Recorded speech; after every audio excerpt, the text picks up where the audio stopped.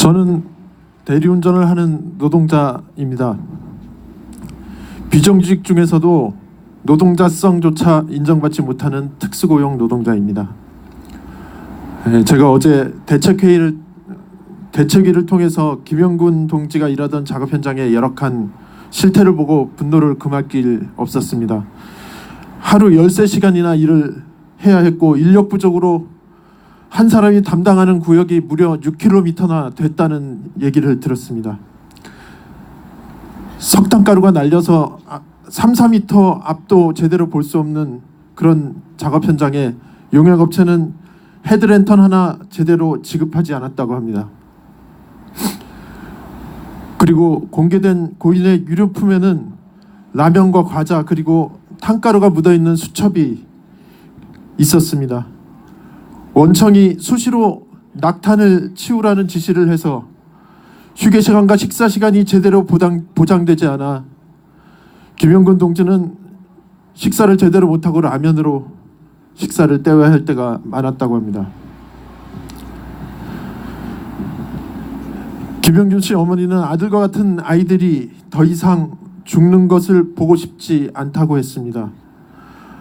어떻게 옛날 지하 탄광보다 못한 이런 작업 환경을 만들어 놓고 사람을 일하라고 하는지, 비정규직은 사람도 아니란 말인지, 비정규직은 죽어도 좋다는 말인지, 그것도 정부가 운영하는 곳이 어떻게 이럴 수 있단 말입니까?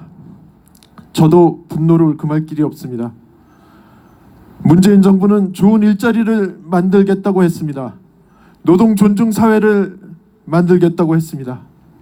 그러나 문재인 정부가 말만 늘어놓고 비정규직 노동자와 특수고용 노동자들을 외면하는 동안에 지난해 산업재해로 2,000명이 목숨을 잃었다고 합니다.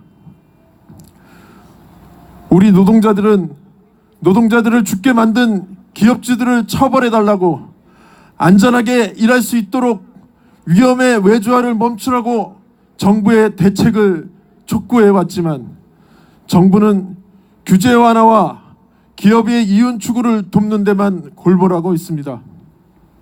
우리 대리운전 노동자들도 1급 발암물질로 불리는 심야 노동에 보행 중에 차에 치여 목숨을 잃는 일들이 종종 일어나고 있습니다. 울산에서는 한 업체가 검은 양복을 입고 일하라고 강요하는 바람에 심야의 어두운 횡단보도를 건너던 노동자가 차에 치여 목숨을 잃는 일이 있었고, 부산에서는 암투병적인 아내를 돌보느라 일을 지속할 수 없었던 한 동료는 생활고로 아내와 함께 스스로 목숨을 끊기도 했습니다.